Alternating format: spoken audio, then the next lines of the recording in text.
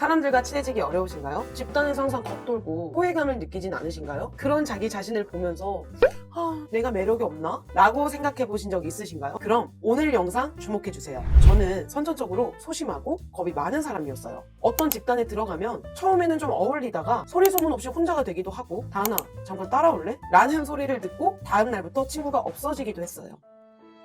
그래서 저는 항상 인기 많고 성격 좋은 친구들이 부러웠고 인싸가 되고 싶었죠. 그런 제가 연기를 배우고 일상생활에 적용을 하자 사람들이 저를 다른 사람으로 보기 시작하는 거예요. 어딜 가나 성격 진짜 좋다. 너랑 있으면 내 이야기를 다 하게 돼. 라는 이야기를 듣고 삽니다. 그리고 지금은 저처럼 소심했던 남녀들을 매력적인 사람으로 변화시켜주고 있는 일을 하고 있고요. 1000명 가까이 되는 수강생들을 경험하면서 인기가 없고 사람들과 섞이지 못하는 사람들에게는 이 3가지 공통점이 있었어요. 흔한 이야기는 절대 아니고요. 오늘 말씀드리는 이 3가지만 안 하신다면 여러분들의 인간관계 반은 먹고 들어갑니다. 그럼 바로 시작해 볼게요. 첫 번째는 과도한 경계심. 내가 먼저 다가가고는 싶은데 나를 싫어할까봐 겁나고 막상 상대가 다가오면 또 좋기도 하고 근데 떠날까봐 두렵고 이런 복잡한 감정과 생각 해보신 적 있으신가요? 그냥 한마디로 딱 정리를 하자면 사람들이랑 가까워지고 싶은데 상처는 받고 싶지 않은 마음. 그게 바로 과도한 경계를 하고 있는 상태예요. 이런 사람들은 외부에서 어떻게 공격이 들어올지 모르고 상처받을 수 있다는 두려움이 강하기 때문에 무의식적으로 이런 행동을 하는데요. 첫 번째는 사람 눈을 잘 못 쳐다보거나 곁눈질을 하면서 쳐다본다. 두 번째는 상대가 다가오면 뒷걸음질을 친다. 세 번째는 사람들과 있을 때 이 목과 어깨에 과한 힘이 들어간다. 네 번째는 팔로 자신을 보호하려고 한다. 이런 사람들은 전혀 매력적으로 보이지 않고 오히려 타인을 싫어하는 사람처럼 보이죠. 물론 사람들에게 상처받고 싶지 않은 마음 저도 너무 잘 알아요. 근데 여러분들이 모르고 있는 사실이 있어요. 나를 만만하게 볼 것 같고 나를 공격할 것 같다고 해서 모두를 경계하는 건 여러분들이 상처받으려고 찾아다니는 거나 다를 게 없어요. 산악스키 경기에서 선수들은 무수히 많은 장애물을 피하고 도착지로 가야 돼요. 그 과정에서 장애물을 피해야 한다가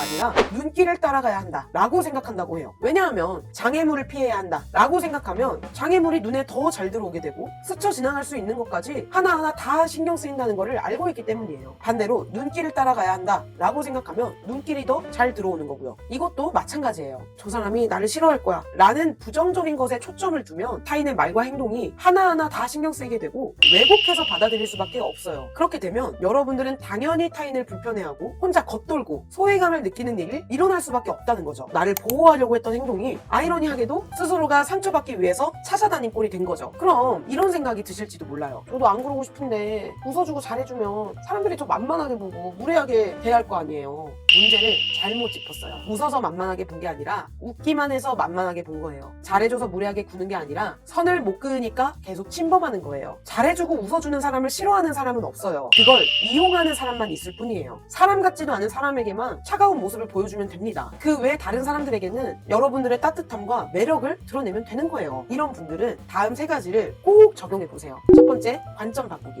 나를 싫어하면 어쩌지? 또 겉돌면 어쩌지? 라는 초점에서 벗어나서 오늘 좋은 시간 보내고 와야지. 딱 한 사람이라도 좋으니까 대화를 재밌게 하고 와야겠다. 이런 식으로 긍정적인 관점으로 바꾸세요. 두 번째는 선 넘는 사람들에게만 차가운 모습을 보여주세요. 세 번째는 웃겨야 한다. 뭔가 내가 리드해야 된다. 이런 생각을 버리고 그냥 뭘 하려고 하지 마세요. 자연스럽게 모여서 사람들이 하는 이야기를 듣고 적절하게 리액션을 해보세요. 눈으로도 들을 수 있고 고개를 이렇게 끄덕끄덕 할 수도 있는 거고 박수를 칠 수도 있는 거고 이런 비언어적인 행동들을 해서 내가 여기에 참여하고 있어요 라는 것만 드러내보시면 됩니다. 아시겠죠? 두 번째는 생기 없는 모습. 서울 안에서 성수와 종로의 에너지는 달라요. 자연과 도시가 주는 에너지도 차이가 있어요. 다른 에너지지만 사람들에게 긍정적인 영향을 주기 때문에 생기가 있고 사람들이 모여요. 반면에 흉가가 있는 곳은 어때요? 생기가 없고 우리에게 공포감과 불안감을 유발하고 있기 때문에 사람들의 발길은 끊기죠. 사람도 마찬가지예요. 각자 내뿜고 있는 에너지가 있어요. 열정적이고 생기발랄한 에너지를 풍기는 사람이 있고 반면에 무기력하고 결핍된 에너지를 풍기는 사람이 있어요. 여러분들은 어떤 사람에게 매력을 느끼실 것 같나요? 당연히 전자일 거예요. 왜냐하면 모든 인간들은 맑고 높은 에너지에 끌릴 수밖에 없거든요. 여기서 높은 에너지라는 것은 MBTI 대문자 2,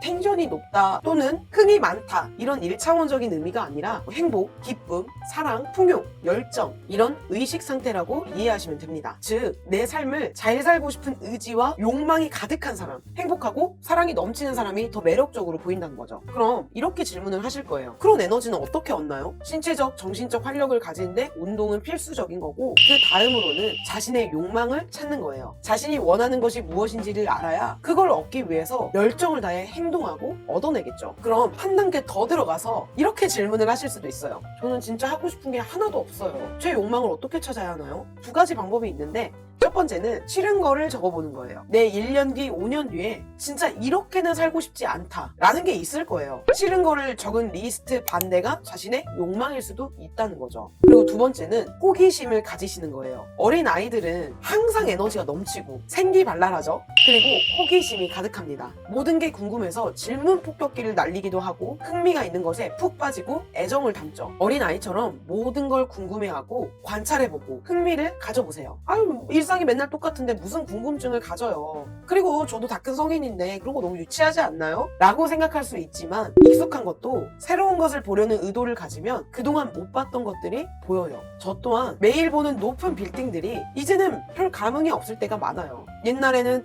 빌딩 진짜 높다 이랬는데 말이죠. 근데 어쩌다 그 건물들을 멍하게 바라보면 다르게 느껴질 때가 있어요. 갑자기 인간에 대한 경외감이 막 일어나기도 하고, 와, 저걸 만들려면 진짜 어떻게 할까? 진짜 대단하다. 뭔가 알 수 없는 감정들이 막 일어나기도 해요. 우리가 당연하게 사용하고 바라보고 있는 모든 것들은 누군가의 생각이었고, 그것이 만들어져서 지금 우리 눈앞에 있는 거예요. 당연한 게 하나도 없고 다 의미가 있어요. 이처럼 익숙한 것에서 새로움을 얻으려고 하면 여러분들은 호기심이 생기고 다른 감정들을 느끼기도 해요. 그게 바로 나의 에너지를 채워주기도 하는 거고요. 당연하게 생각해왔던 사람, 사물, 직업, 환경, 자연, 그 모든 것들에 대해 호기심을 가져보세요. 궁금해하지 않고 질문을 던지지 않으면 답을 절대 찾을 수가 없어요. 내 자신에 대해서도 그렇고 내 욕망에 대해서도 마찬가지고요. 세 번째는 솔직하지 못한 모습. 타인에게 사랑받고 싶지, 미움받고 싶고 버림받고 싶은 사람은 없어요. 그런데 그 전략이 남에게 맞춰주는 것뿐인 사람들이 있어요. 저는 배려와 존중을 하지 말고 남을 고려하지 마라 이렇게 말하고 있는 게 아니에요. 내가 NO라고 말하고 싶고 다른 의견을 내고 싶음에도 불구하고 남이 하자는 대로 따라가는 사람은 주관이 없어 보이고 매력 있게 느껴지지가 않아요. 내가 모든 걸 다 YES라고 하고 아무거나 난 다 좋아 라고 하면 상대방은 시간이 지날수록 나에 대해서 크게 노력하지 않게 돼요. 얘는 아무거나 다 오케이 하는 사람이니까 어느 순간 의견도 물어보지 않게 되는 거죠. 일부러 까탈스럽게 싫어 다른 거 뭐 이렇게 하라는 건 아니지만, 자기가 하고 싶고 먹고 싶고 가고 싶은 곳이 있다면 타인에게 이야기를 하고 밀어붙여 보세요. 저도 남이 하자는 대로 많이 살아왔는데 내가 어떤 의견이나 욕구를 말했을 때 거절당하고 부정당할까봐 두렵더라고요. 그러니까 오히려 선택을 피하게 되고, 얘가 하고 싶은 거를 내가 따르면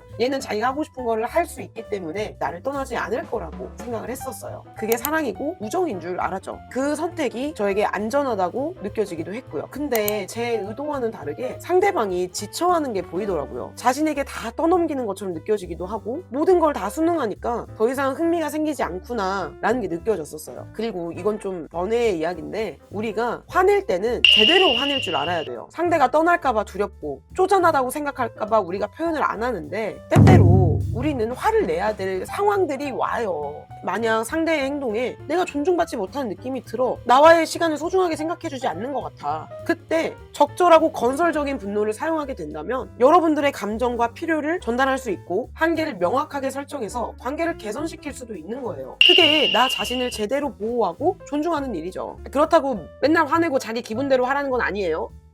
잘 알아먹어야 돼요. 그 사람을 잃고 싶지 않아서 맞춰주는 행동은 자연스럽고 고유한 매력을 막아요. 오히려 사랑받고 싶다는 마음에서 멀어져야 돼요. 나는 누군가의 사랑이 있어야만 존재하는 사람이 아니다. 이 사람의 사랑이 없어도 스스로 존재할 수 있고 나아갈 수 있다. 버림받는 것이 아니다 라고 믿는 것을 넘어서 알미 되어야 돼요. 경험해야 한다는 거죠. 그러니까 솔직하게 표현해보세요. 호불호, 감정, 취향, 내가 원하는 것, 이런 것들을 말해야 그 사람도 나에게 맞출 수도 있게 되는 거고요. 아이러니하게도 때도 내 매력이 드러나게 되고 상대방과 더 좋은 관계를 만들 수 있어요. 자, 정리할게요. 매력 없는 사람들이 가지고 있는 3가지 공통점. 첫 번째는 과도한 경계심, 두 번째는 생기 없는 모습, 세 번째는 솔직하지 않은 표현이에요. 이 영상 좀 반복해서 들으시면서 내가 어떤 행동을 하고 있는지 인지를 해보고 각 챕터에 있는 방법까지 한번 써먹어 보세요. 그래야 여러분들 거가 되는 거예요. 그 전까지는 제 거죠. 여러분들 궁금한 거 댓글로 남겨주시고 좋아요, 구독 부탁드립니다. 저희는 다음 영상에서 만나요. 안녕.